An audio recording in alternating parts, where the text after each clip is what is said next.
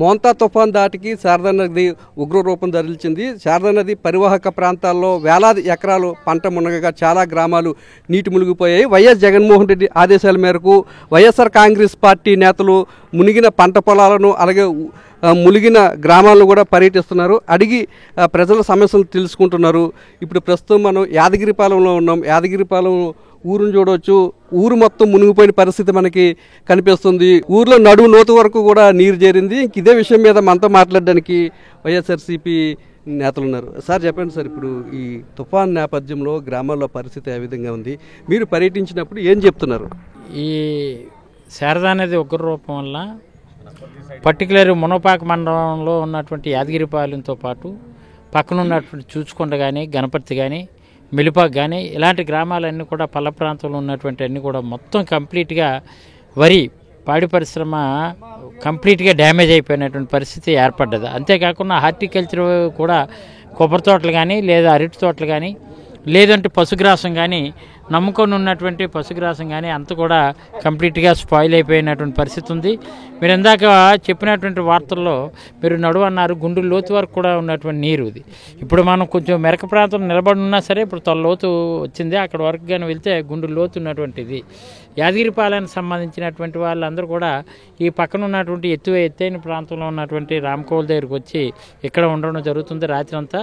ఇప్పుడు ప్రభుత్వం తక్షణమే చర్యలు తీసుకొని, ఎందుకంటే ఇప్పుడే ఇక్కడ స్పెషల్ ఆఫీసర్ గారిని కూడా మేము అడుగుతున్నప్పుడు ఏమండి మీ ప్రభుత్వ పరంగా ఏ చర్యలు తీసుకున్నారు, ఎట్లా ఆదుకుంటున్నారని అంటే 3 క్యాంపులు రిలీఫ్ క్యాంప్స్ 3 క్యాంపులు ఏర్పాటు చేసామన్నారు. కానీ ఇక్కడ చూస్తే అరకొరగా ఉన్నాయి తప్ప ఇక్కడ ఉన్న వీళ్ళందరికీ కూడా ఏదైనా సరే ఇక్కడ వీళ్ళకి రేషన్ పంపిణీ చేయడంలో కానీ లేదంటే ఫుడ్ సప్లై చేసే విధానంలో కానీ అలాగే పశువులు కూడా పొలాల్లో ఉన్నటువంటి పశువులు తీసుకొచ్చి శారదా నది గట్టును తీసుకొచ్చి కట్టారు. దానికి పశుగ్రాసం లేనటువంటి పరిస్థితి ఉంది. ఇదే తీవ్రత ఇంకొక 2 రోజులు ఉంటే పూర్తి కలరా, డయేరియా, మలేరియా, టైఫాయిడ్ బారిన పడే ప్రమాదం ఉంది. కాబట్టి ప్రభుత్వం తక్షణమే ఈ విషయాలపై స్పందించవలసినటువంటి అవసరం ఉంది. ఇప్పుడు కలెక్టర్ గారికి కూడా ఈ సమాచారాన్ని సోషల్ మీడియా ద్వారా పంపించడం జరిగింది.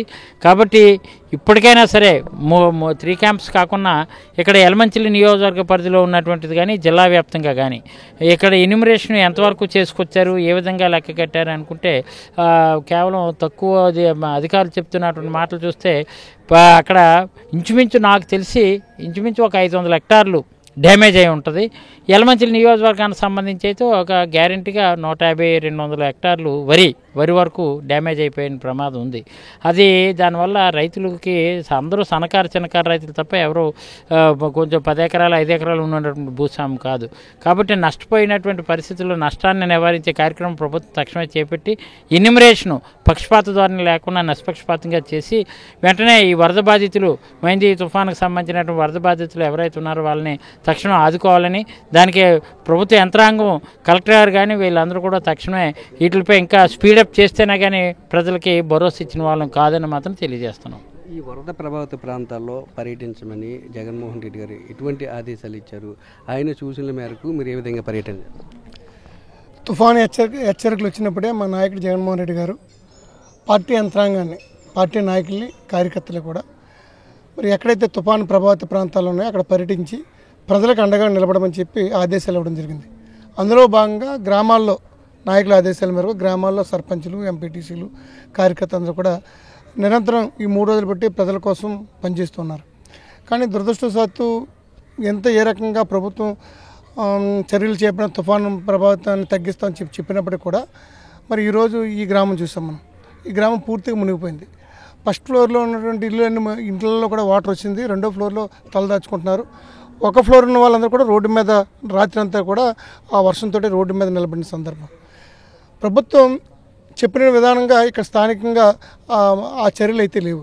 ప్రభుత్వం 3 రోజుల ముందు నుంచి అన్ని సహాయక చర్యలు చేశాము, తుఫాను షెల్టర్లను అందరినీ కూడా సహాయ శిబిరాలకి తరలిస్తున్నామని చెప్పారు. ఎక్కడ కూడా ఇక్కడ మా మండలానికి సంబంధించి, ఈ మునపా మండలానికి సంబంధించి 3 సహాయక కేంద్రాలని మేము చెప్పామని అధికారులు చెప్తున్నారు. కానీ అక్కడ ఏ ఒక్కరు వచ్చిన సందర్భం లేదు. వారిని ప్రజలను చైతన్యం తీసుకొచ్చి వాళ్ళు తీసుకొచ్చి ఆ పునరావాస కేంద్రాలకు తరలిన సందర్భం లేదు. వాస్తవానికి ఇక్కడ ఈ గంటవానిపాలెం గ్రామం, ఈ ఏదైతే యాదగిరిపాలెం గ్రామానికి సంబంధించి ఎప్పుడు తుఫాను వచ్చినా ఈ ఊరు మునిగిపోతుంటుంది. సరే, మునిగిపోయిన దాని గురించి ఎలా మునిగిపోయింది ఇప్పుడు మనం అర్జెంటుగా చేసే చర్యలు కాకుండా ప్రభుత్వం తక్షణ యంత్రాంగాన్ని ఇక్కడ పంపించి స్పెషల్ ఆఫీసర్లు వచ్చినప్పుడు కూడా స్పెషల్ ఆఫీసర్కి పవర్స్ ఇవ్వాలి, నిధులు ఇవ్వాలి.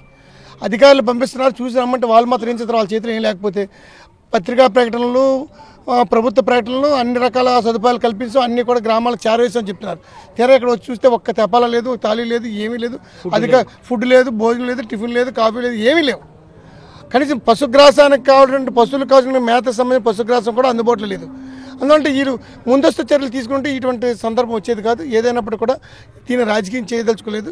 ఈ సందర్భంలో ప్రభుత్వాన్ని మేము వైఎస్ఆర్ కాంగ్రెస్ పార్టీ నుంచి ఒక విజ్ఞప్తి చేస్తున్నాం. మీరు పత్రికా ప్రకటనలు టీవీల ముందు కాకుండా వాస్తవాలకు దగ్గరగా మీరు ఆలోచన చేయండి. ఈసరికే మునిగిపోయినటువంటి ఏదైతే పంట నష్టపోయారో క్రాప్ చేతికి వచ్చి పంట చేతికి వస్తుందని ఆశపడుతున్న రైతాంగం అంతా కూడా ఈరోజు చాలా ఇబ్బందులు ఉన్నారు. ఒక యలమంచి నియోజకవర్గంలో మా ఎమ్మెల్యే గారు, మా మాజీ శాసనసభ్యులు గారు చెప్పినట్టుగా ఈ ఊరే యాదగిరిపాలెం కాదు, చూచుకొండ, గణపతి, అక్కడ ఉన్నటువంటి వాటరాపల్లి, తిమ్మరాజపేట మొత్తం వరి మొత్తం నీటి మునిగిపోయింది. వరి మొత్తం నీటి మునిగిపోయింది. అదేవిధంగా రాంబెల్లి మండలానికి సంబంధించి కూడా సుమారు 500 హెక్టార్ల పైనే నీటి ములుగు, రజాల, కుమ్మరాపల్లి, కట్టుబోలు, దిమ్లి ఈ గ్రామాలు కూడా పూర్తిగా నీటి బారిన పడి ఉన్నాయి. కాబట్టి ప్రభుత్వం తక్షణమే స్పందించాలి, వాస్తవంగా మాట్లాడాలి. పత్రికా ప్రకటనలు కాకుండా వాస్తవ రూపంలో ప్రభుత్వం నుంచి ఎటువంటి చర్యలు లేవు, ఎటువంటి సహాయక చర్యలు లేవు. కాబట్టి తక్షణమే ప్రభుత్వం స్పందించాలని చెప్పి డిమాండ్ చేస్తున్నాం.